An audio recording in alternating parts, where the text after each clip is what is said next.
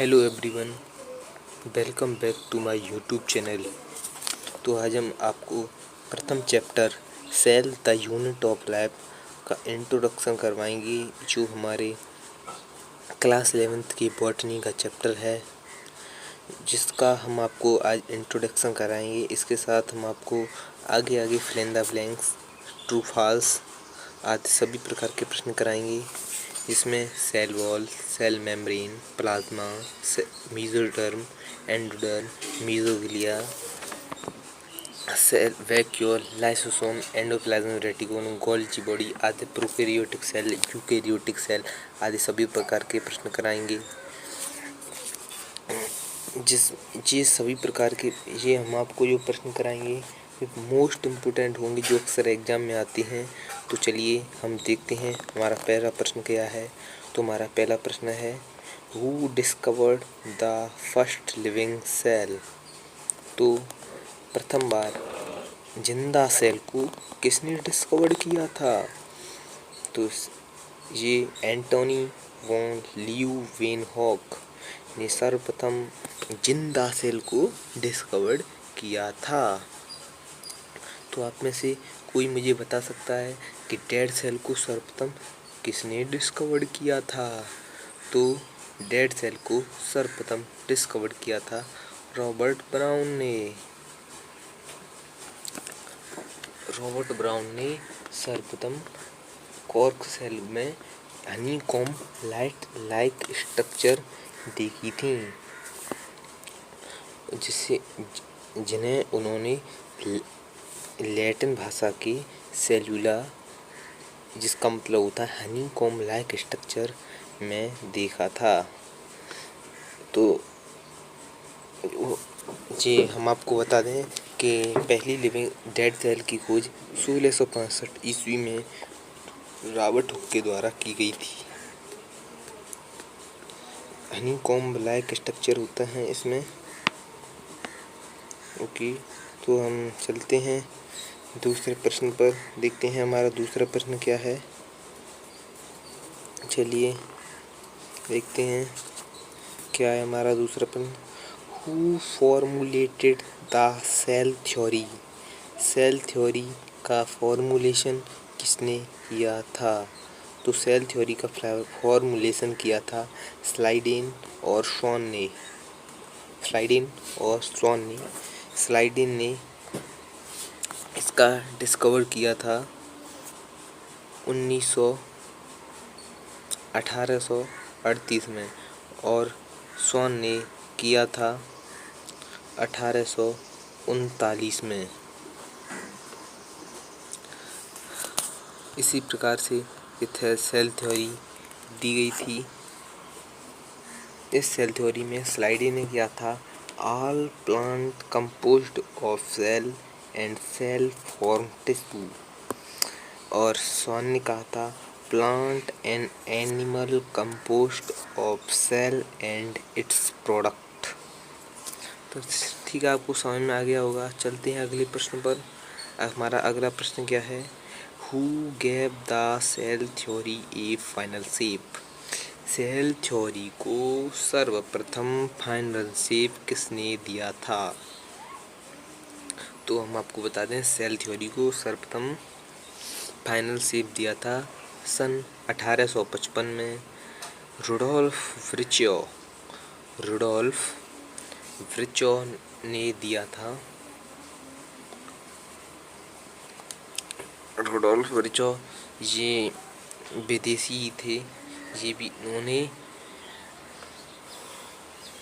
Virus पर खोज करके यही सेल थ्योरी का दिया था, क्योंकि स्लाइडेन और शॉन बता नहीं पाए थे कि सेल का एराइज कहाँ से हुई हैं, इस प्रकार से हम अपना दूसरा प्रश्न देखते हैं। ओमिनी सेल्यूला स्टेटमेंट बाज गिवन बाई। ये हमारा लैटिन भाषा का शब्द है ओमिनी सेल्यूला ई सेल्यूला। यह भी स्टेटमेंट रुडोल्फ विर्चो ने दिया था। ठीक है, इसी प्रकार से ये चौथा प्रश्न आपका बहुत इम्पोर्टेंट है। ये अक्सर एग्जाम में आता रहता है।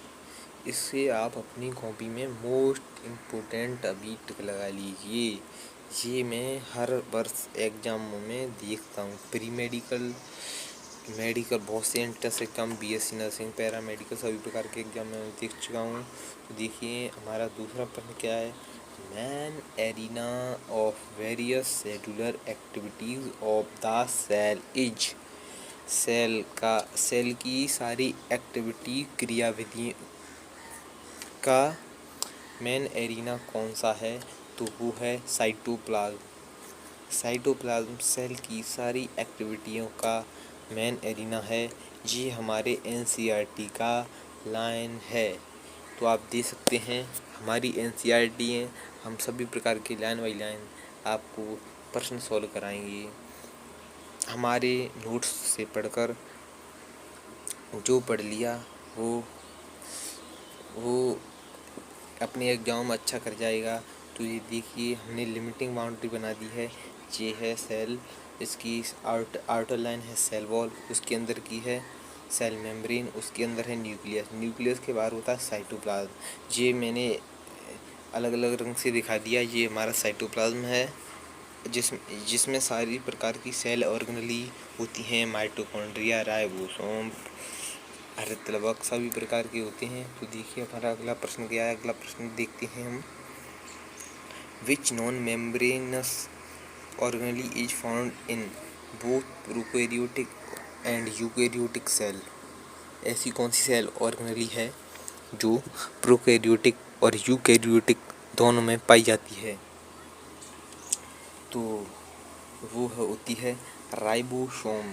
राइबोसोम एक ऐसी सेल ऑर्गेनेली है जो प्रोकैरियोटिक और यूकैरियोटिक दोनों में पाई जाती है। तो हम लिख लेते हैं राइबोसोम। राइबोसोम एक ऐसी है cell non membrane bound cell organelle है जो प्रोकैरियोटिक सेल और यूकैरियोटिक सेल दोनों में पाई जाती है। ये भी मोस्ट इम्पोर्टेंट प्रश्न है, तो इसे भी आप देख लीजिए। तो चलिए चलते हैं दूसरे प्रश्न पर। हमारा दूसरा प्रश्न क्या है।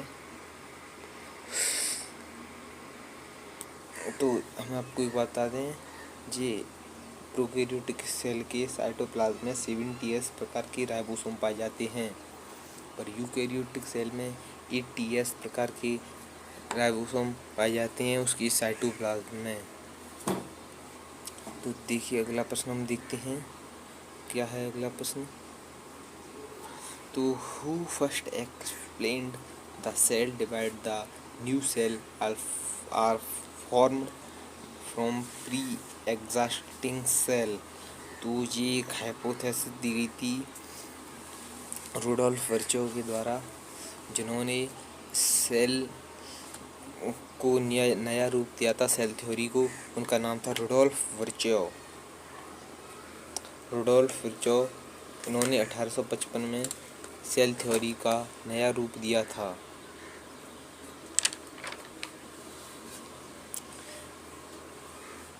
तो सेल थ्योरी का नया रूप दिया था। तो चलते हैं अगले प्रश्न पर। हम देखते हैं हमारा अगला प्रश्न क्या है।